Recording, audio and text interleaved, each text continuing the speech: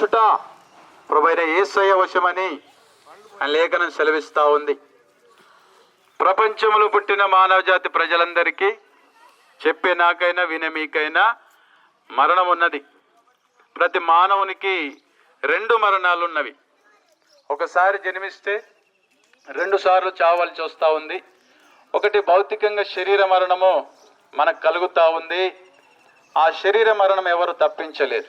ఎందుకంటే మనం యాత్రికులము, పరదేశులమై ఉన్నాం.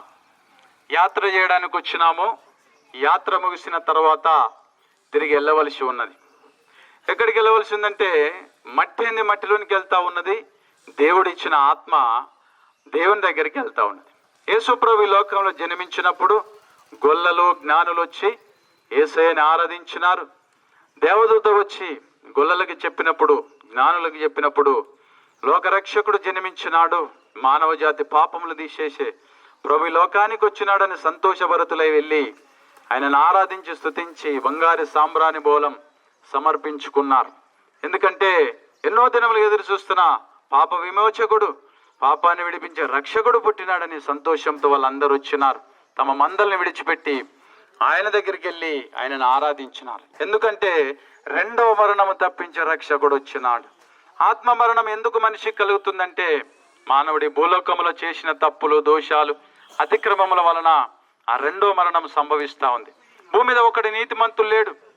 ఏ మతంలోనైనా, ఎవరిలోనైనా, మాలోనైనా లేడు. చెప్పే నాలో కూడా నీతి లేదు. పాపిని నేను, మొదటి పాపిని నేనే. ఎందుకంటే పాపిగా ఉన్న నన్ను దేవుడు రక్షించుకున్నాడు.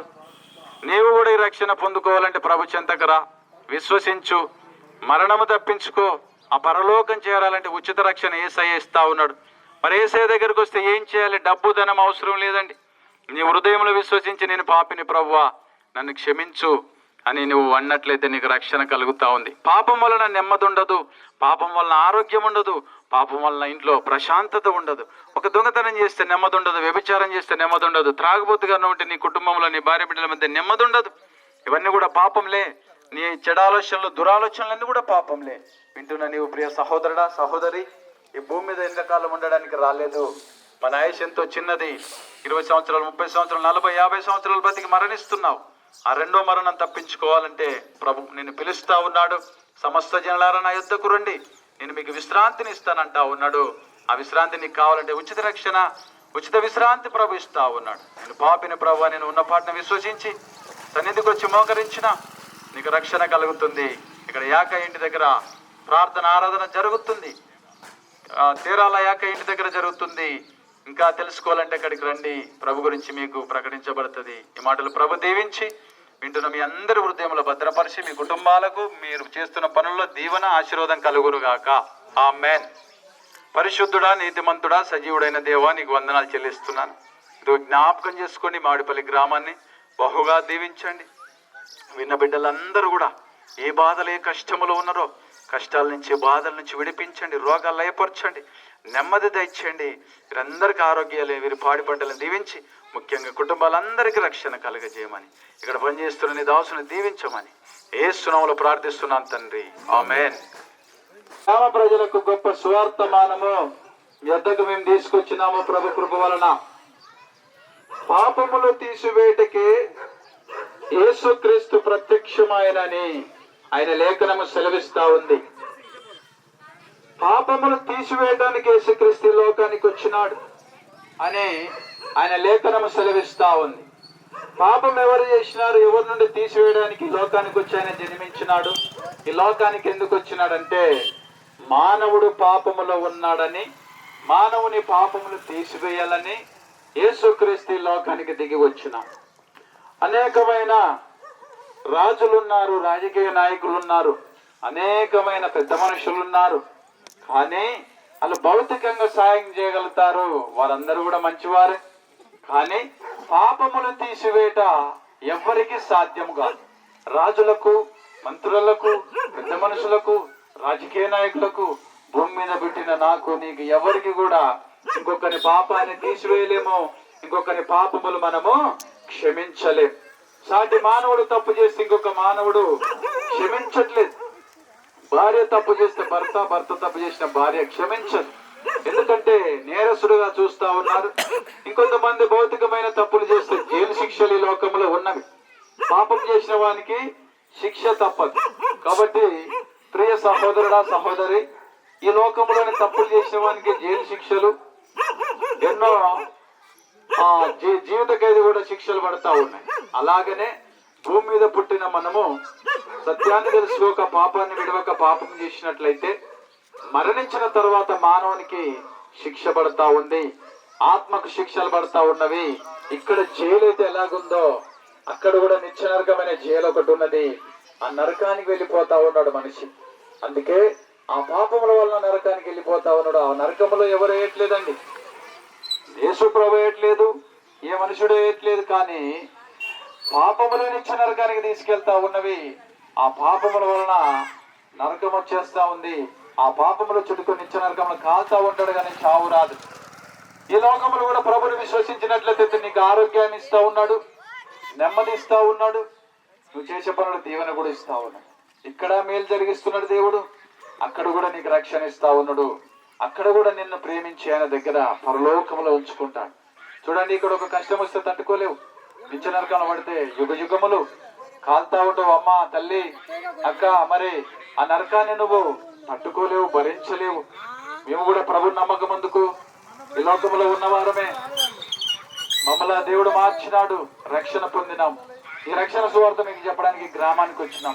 బిడ్డలను ప్రియ సహోదరుడా సహోదరి, నేడే రక్షణ పొందు. రేపటి దినము నీ దినము కాదు. ఏ మానవునికి ఎప్పుడు మరణం వస్తుందో ఎవరికి తెలియదు. కాబట్టి ఈ మాటలు వింటున్నా నువ్వు గ్రహించుకొని రక్షణ పొందమని ప్రభు పేట వేడుకుంటే ఈ మాటలు ముగిస్తున్నాను. ప్రభునామానికి స్తోత్రం. హల్లెలూయా. ప్రార్థన చేసుకుందాం. కృపగల దేవా, దయగల తండ్రి, ఆశ్చర్యకరుడా, నజరుడైన యేసయ్యా, నీకే స్తుతి వందనాలు చెల్లిస్తున్నాను. గ్రామ ప్రజలందరికీ రక్షణ కలగజేయండి, ఆరోగ్యాలు కలగజేయండి. మీరు పంటలను కూడా దీవించండి. మరి యాకే దగ్గరికి అందరిని కూడా నడిపించి వారి ఇంట్లో ఆరాధన జరుగుతుండగా, తీరాల యాకే దగ్గర కూడా ఆ కుటుంబ మన ఆ ఇంట్లో జరుగుతుండగా అందరిని కూడా అక్కడ నడిపించి రక్షణ పొందలేగా చేయమని యేసునామములో ప్రార్థిస్తున్నాము తండ్రి. ఆమేన్. ఆమేన్. ఇస్తా ఉంది. ఈ యొక్క గ్రామ ప్రజలకు గొప్ప స్వార్థమానము తెలియజేయనిదేమనగా, ఈ గ్రామ ప్రజలకు ఒక స్వార్థమానం తెలియజేస్తా ఉన్నాం. యేసుక్రీస్తు ప్రపంచ మానవులందరినీ ప్రేమించి ఆ ప్రేమాస్వరూపి ఆ పరిశుద్ధుడు ఈ లోకానికి దిగి వచ్చిన పాపులను రక్షించుటకి యేసుక్రీస్తు ఈ లోకానికి వచ్చాను. ఎందుకంటే పాపం వల్ల వచ్చు జీతము మరణం. అందుకని లేఖనం అంటుంది, కీర్తన గ్రంథం 68:19-20 మరణము తప్పించుట ప్రభు అయిన యెహోవా వశం అంటా ఉన్నాడు. అలాగా మానవునికి మరణం వస్తుందని చెప్పి యేసుక్రీస్తు ఈ లోకానికి దిగి వచ్చి ఆయన ఈ భూమి ఆకాశాలు సూర్యచంద్ర నక్షత్రములు లేక ముందుకే ఆది సంభూతుడై ఉన్నాడు. అప్పుడు ఆయన ఈ లోకానికి తన సింహాసనాన్ని దూతల్ని విడిచిపెట్టి భూలోకానికి దిగి వచ్చి మానవ జాతి అందరి పాపము తీసివేయటకు యేసుక్రీస్తు కన్యక మరియమ్మ గర్భమందు జన్మించి శిలువ మరణం పొందినాడు, మరణించి తిరిగి లేచినాడు, తిరిగి రానయ్యున్న ప్రభు. కాబట్టి మొదటిసారిగా యేసుక్రీస్తు లోకానికి వచ్చినాడు. రెండవసారి కూడా ఆయన రాకటున్నది. ఈ భూమి ఉండదు, అంతస్తులు ఉండవు, కొద్ది సంవత్సరాలే మన వైభోగము. చెప్పే నాకైనా మీకైనా 2 మరణాలు ఉన్నవి. కానీ ప్రియమైన వింటున్న ప్రజలారా గమనించండి, మరణము ఎవ్వరికి ఇష్టం ఉండదు, చనిపోవడం. అయినా మనకి ఇక్కడ 70 సంవత్సరాలు 80 సంవత్సరాలు బ్రతుకుతున్నారు, 30-40 సంవత్సరాలు బ్రతికి చనిపోతా ఉన్నారు. కానీ ఆత్మకు చావు లేదు. ఆ ఆత్మ మరణము తప్పించుటకే ప్రభు అయిన యేసుక్రీస్తు ఈ లోకానికి దిగి వచ్చి ఎంతో శ్రమను అనుభవించినాడు. మన ఇంట్లో ఒకరు తప్పు చేస్తే ఆయన శిక్ష మనం భరించలేం. ఒకరు తప్పు చేస్తే వాళ్ళకు బదులుగా మనం జైలుకి వెళ్ళలేం. ఎవరు శిక్షలు అనుభవించవలసిందే అంటారు. కడుపును పుట్టిన పిల్లలైనను తల్లిదండ్రులైనను అంటా ఉంటారు. కానీ దేవాది దేవుడు భూప్రపంచ మానవులందరి పాపులని తెలిసి కూడా, వాళ్ళ ఆలోచనలు హృదయం చెడిపోయిందని తెలిసి కూడా ఈ లోకానికి దిగి వచ్చి మానవ జాతి అందరి బాధలు కష్టాలన్నీ కూడా సిలువలో మోసినాడు. కొరడ దెబ్బలు తిన్నాడు, ముళ్ళ కిరీటం పెట్టబడ్డ మేకులతో సిలువ వేసినారు. ఆయన ఏ నేరము చేయలేదు, కానీ మానవుని యొక్క నేరముల కోసమే సిలువ పొందిన దేవుడు ఆయన. ఒక దేవుడు మానవునంతగా ప్రేమించి మరణం పొందినాడు. వింటున్నా నీవు గ్రహించుకొని నీ ఆత్మని రక్షించుకుంటే మంచిది. ఆ రెండో మరణం తప్పించబడుతుంది, నిత్య నరకం తప్పించబడుతుంది. ఆ రెండో మరణానికి వెళ్ళకూడదు. అందుకనే ఈ సువార్త మనం మీకు తెలియజేస్తూ ఈ మాటలు ముగిస్తున్నాను. ప్రభు ఈ మాటలు దీవించి మీ అందరి హృదయంలో ఫలింపజేయునుగాక. ఆమెన్. కృపగల దేవా, దయగల తండ్రి, నీ ప్రజలందరికీ సువార్త అందించినాం. కొంతమందికైనా విన్నవాళ్ళు రక్షణలోకి వచ్చేలాగా సహాయం చేయండి. రోగ వ్యాధులు ఉంటే బాగు చేయండి. వాళ్ళు చేస్తున్న పనిలో గొప్ప దీవెన తీసుకురమ్మని తోడై ఉండమని యేసునామములో ప్రార్థిస్తున్నాము తండ్రి. ఆమేన్.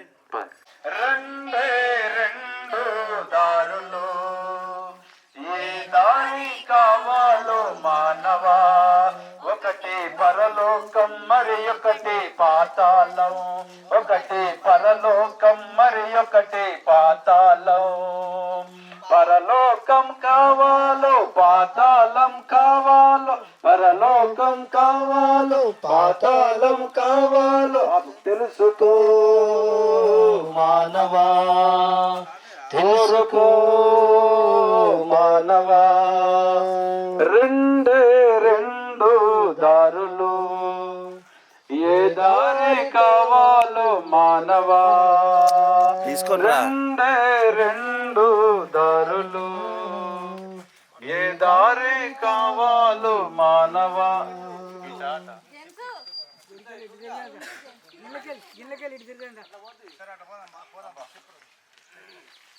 చెప్పండి. అగ్నిగుండము ఉన్నది ఘోర పాపుల కోసం, పాతాళం అగ్నిగుండము ఉన్నది ఘోర పాపుల కోసం. అగ్ని ఆరదు, పురుగు చావదు, గప్పు గప్పున రగులు చుండును. అగ్ని ఆరదు, పురుగు చావదు, గప్పు గప్పున రగులు చుండును. ధనవంతుడు అగ్నిలో బాధపడుచున్నాడు, అబ్రహాము రొమ్మున లాజరును చూచాడు. ధనవంతుడు అగ్నిలో బాధపడుచున్నాడు, అబ్రహాము రొమ్మున లాజరును చూచాడు. మాడుపల్లి గ్రామ ప్రజలకు గొప్ప సువార్తమానము తెలియజేయడానికి మీకు ఈ యొక్క గ్రామానికి వచ్చాం. ఏందయ్యా ఆ సువార్తమానం అంటే? యేసు ప్రభు లేఖనము సెలవిస్తా ఉంది, మరణము తప్పించుట ప్రభు అయిన యెహోవా వశమంటా ఉన్నాడు. యేసు క్రీస్తు ఈ లోకానికి ఎందుకు దిగి వచ్చాడంటే మానవ జాతిని ప్రేమించి దిగి వచ్చాడు. మానవులు ఏమైనా మంచివారా అంటే ఏ మానవుడు మంచివాడు లేడు. నేను చెప్పేవాడినైనా చెడ్డవాడినే వినేవారైనా ప్రపంచ మానవులందరూ కూడా ఎవ్వరూ నీతిమంతులు లేరు, మంచివాళ్ళు లేరు. ఎందుకో తెలుసా? మానవుని యొక్క తలంపులు చెడిపోయినవి, హృదయములు ఆలోచనలు చెడ్డవి. బయటికి మనిషిగా కనబడతా ఉన్నాడు, కానీ లోపలంతా చెడు ప్రవహిస్తా ఉంది. ఆ యొక్క చెడు తలంపుల వలన, చెడు ఆలోచన వలన, ఈ పాపపు క్రియల వలన మానవునికి మరణం వచ్చింది. లేకుంటే మానవునికి మరణమే లేదు అసలు. ఆ మరణము తప్పించడానికి యేసుక్రీస్తు ఈ లోకానికి వచ్చి మానవుని యొక్క పాపముల విషయమే మానవుని మిక్కిలిగా ప్రేమించిన ఒకే ఒక ప్రభువు యేసయ్య. ఇక పాపమున్నోని ప్రేమించరు. మనుషులు తప్పు చేస్తారు, తెలిసో తెలియకను. వాళ్ళను పురుగులను చూసినట్టుగా చూస్తారు. కానీ యేసయ్య పురుగులాంటి మనల్ని, పాపులైన మనల్ని అలా చూడలేదు, ఎంతగానో ప్రేమించినాడు. ఆ ప్రేమకు గుర్తే శిలువ మరణం. మిమ్మల్ని ప్రేమించానని చెప్పాడు. ఆ ప్రేమ నిరూపించుకున్నది. శిలువలో మరణించి మిమ్మల్ని ఈ విధంగా నేను ప్రేమిస్తున్నాను, మీ పాపముల కోసం మరణించి మీ పాప భారం అంతా నేను మోస్తున్నాను, బిడ్డలారా నా యొద్దకు రండి అని పిలుస్తా ఉన్నాడు. మత్తయి సువార్త 11:28లో సమస్త జనులారా, ప్రయాసపడి భారం మోసుకుంటున్న సమస్త జనులారా నా యొద్దకు రండి. పాప భారం మోసుకుంటున్న వారిని, మానసిక ఒత్తిడి, ఐక్య విచారంలో మునిగిపోయి కృంగిపోయి ఏ దిక్కు లేకుండా కృంగిపోతున్న వారిని కూడా పిలుస్తా ఉన్నాడు విశ్రాంతినియడానికి. ఎందుకంటే నెమ్మది డబ్బు వలన దొరకదు, ధనం వలన దొరకదు, త్రాగడం వలన దొరకదు, దొంగతనం వలన, వ్యభిచారం వలన, నరహత్యల వలన నెమ్మది శాంతి దొరకదు, పరలోకం దొరకదండి. యేసుక్రీస్తునందు నిత్య జీవం ఉన్నది. పాపం వల్ల వచ్చు జీతం మరణము, అయితే యేసుక్రీస్తునందు నిత్య జీవం అని రోమపత్రిక 6:23 సెలవిస్తా ఉంది. నిత్య జీవము, నిత్య శాంతి కావాలంటే ప్రభు పిలుస్తా ఉన్నాడు. నీ ఇష్టమైతేనే ప్రభు యుద్ధకు ఇది బలవంతమైంది కాదు. వింటున్నా నీవు ప్రియ సహోదరుడా, సహోదరి, నీకంటే కష్టములు, బాధలు, మరణస్థితిలో ఉన్న మమ్మల్ని ప్రభు రక్షించి బాగు చేసినాడు. నువ్వు మరణస్థితిలో ఉన్నా, నెమ్మది లేకుంటున్నా ప్రభు సన్నిధికి రా, నెమ్మది పొందుకో. ఇక్కడ ఆరాధన జరుగుతూ ఉంది ఇంట్లో, అక్కడికి వచ్చి నెమ్మది పొందుకోండి, ఆరోగ్యం పొందుకోండి విశ్వసించి. అయ్యా రెండో మరణం కూడా తప్పించుకోండి. అయ్యా రెండో మరణము ఇక్కడ ఒక్క నిమిషంలో చనిపోతా ఉన్నాం, కానీ రెండో మరణం అనేది యుగ యుగములు కాలుతా ఉంటావు నిత్య నరకములు. మరి నిత్య నరకములు యేసుక్రీస్తు వేయట్లేదు, ఇంకా వేరే వారు ఎవరు వేయట్లేదండి. భూమి మీద నువ్వు చేసిన తప్పులు, దోషములే ఆ నిత్య నరకానికి తీసుకెళ్తా ఉన్నవి. చనిపోయేది కాదు, యుగ యుగములు, కోట్ల సంవత్సరములు కాలిపోతా ఉన్నావు. నమ్మి భూమి మీద రక్షణ పొందిన వారికి యుగ యుగములు పరలోకములో మంచి జీవితం ఉన్నది. అక్కడ సంతోషము, ఆనందము, నెమ్మది, రోగము లేదు, వ్యాధి లేదు, బాధ లేదు, అప్పులు లేవు, ఎలాంటి పాప సంబంధమైన కోరికలు లేవు. దేవుని సన్నిధిలో నెమ్మదిగా ఉంటాం. ఏది కావాలో నువ్వే గరుకో. 2 దారులు నీ ముందే పెడతా ఉన్నాడు యేసయ్య. ఎవరు బలవంతం అవసరం లేదు. నేను చెప్పినా మీరు వినని అవసరం లేదు. మీరు తెలుసుకోండి, సత్యాన్ని తెలుసుకోండి. అనేక పుస్తకాలు చదువుతా ఉన్నావు, బైబిల్ని చదివి కూడా తెలుసుకో, తప్పేం కాదు. ఇచ్చిన కరపత్రాలు కూడా చదవండి, తెలుసుకొని సత్యమైతే అంగీకరించి ప్రభు చెంతకు రమ్మని ఈ మాటలు ప్రేమపూర్వకంగా మీకు తెలియజేస్తూ ఈ మాటలు ముగిస్తున్నాను. యేసుక్రీస్తు మనందరినీ ప్రేమించి ఎందుకు వచ్చాడు, ఎందుకు మరణించాడు, ఎందుకు తిరిగి లేచాడు అన్నది మనం తెలుసుకోవాలండి. అన్ని తెలుసుకుంటున్న మనము తెలుసుకుంటే తప్పేం లేదు. రాజకీయాల గురించి తెలుసుకుంటున్నాము, ఇతర పుస్తకాలు చదివి తెలుసుకుంటున్నాము, యూట్యూబ్, ఇంకెన్నో ఫేస్బుక్లు, ఇవన్నీ చూసి కూడా ఎన్నెన్నో విషయాలు తెలుసుకుంటున్నాడు మనిషి. అయితే మన ప్రభు అయిన యేసుక్రీస్తు మన కొరకు మృతి పొంది ఎందుకు మృతి పొందినాడు, ఎందుకు తిరిగి లేచినాడు, అసలు ఎందుకు వచ్చినాడు అన్నది తెలుసుకోవాలి. నమ్మినా నమ్మకపోయినా తెలుసుకుంటే మంచిది, తెలుసుకుంటే అర్థమవుతుందండి. యేసుక్రీస్తు ఎందుకు ఈ లోకానికి వచ్చాడు మొదటంటే మానవ జాతిని ప్రేమించి మానవులను రక్షించుడికే కేవలము. ఆయన ఏదో రాజ్యము సృష్టించాలని, మతాన్ని సృష్టించాలని, ప్రజల్ని ఆగం చేయాలని రాలేదు. మానవునికి మరణం తప్పించాలని, శాంతిని ఇవ్వడానికి పరలోకాన్ని దూతల్ని విడిచిపెట్టి వచ్చాడు. ఆయన అన్నిటికంటే ముందుగా ఉన్నవాడు అని కొలసి రాసిన పత్రిక 1:17 సెలవిస్తా ఉంది. భూమి ఆకాశాలు, సూర్యచంద్ర నక్షత్రములు లేకున్నప్పుడే ఉన్నాడు ఆయన. కానీ 2025 సంవత్సరాల కిందట ఈ లోకానికి ఎందుకు దిగి వచ్చాడంటే మానవుడు పాపములో ఉన్నాడు, మానవుడు మరణించి నరకానికి వెళ్తున్నాడు, మానవుడు శాంతి లేని జీవితంలో ఉన్నాడని చెప్పి ఆయన ఈ లోకానికి దిగి వచ్చి ఆయన జన్మించడం జరిగింది మానవ స్వరూపములో. మరణం ఎందుకు జరిగినాడు యేసుక్రీస్తు అంటే మానవుని పాపాలు, ఎడ్ల రక్తము, మేకల రక్తము, కోళ్ళ రక్తం ద్వారా పాపము పోవట్లేదు. జంతువు బలి చేయడం వలన మానవులు పాపములు తీసివేయట అసాధ్యమని సెలవిస్తా ఉంది. ఎందుకంటే మానవుని పాపము రక్తములో, తలంపు, హృదయములో ఉన్నదండి. అందుకే యేసు రక్తం అవసరమై ఉన్నది. ఆ రక్తము వలన మనకు పాపాలు పోతా ఉన్నాయి. అందుకే ఆయన కలవరి శిలువలో మరణించి ప్రాణత్యాగం చేసినాడు, రక్తాన్ని కార్చినాడు. అందుకే యేసు రక్తము ప్రతి పాపము కడుగును అంటా ఉంది. ఆయన ముందే చెప్పాడు ఈ లోకానికి వచ్చి సర్వమానవాళి, ప్రపంచ మానవులందరి కోసం నేను మరణిస్తాను, మరలా లేస్తానని చెప్పాడు. అదిగో రెండవది, అందుకోసమే ఆయన శిలువలో మరణించాడు. తిరిగి ఎందుకు లేచాడంటే ఆయన మృత్యుంజయుడి 3వ దినమున సమాధిని బ్రద్దలు చేసి తిరిగి లేచాడు. ఎందుకు లేచాడంటే మానవుని యొక్క మరణము నుంచి విడిపించడానికి ఆయన మరణించి తిరిగి లేచినాడు.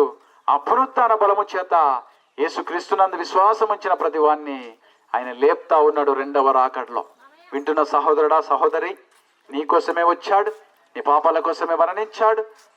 మరలా నేను తీసుకెళ్ళడానికి, మనం అందరిని కూడా తీసుకెళ్ళడానికి, ఆయన విశ్వసించిన నమ్మిన ప్రతి ఒక్కరిని తీసుకురావడానికి రానయున్న ప్రభు అయి ఉన్నాడు. వింటున్న నువ్వు గ్రహించుకొని ప్రాణము ఉండగానే ప్రభుని నమ్ముకొని విశ్వసించి రక్షణ పొంది ఆ 2వ మరణము తప్పించుకున్నామని ప్రభు పేరిట వేడుకుంటే మాటలు ముగిస్తున్నాను.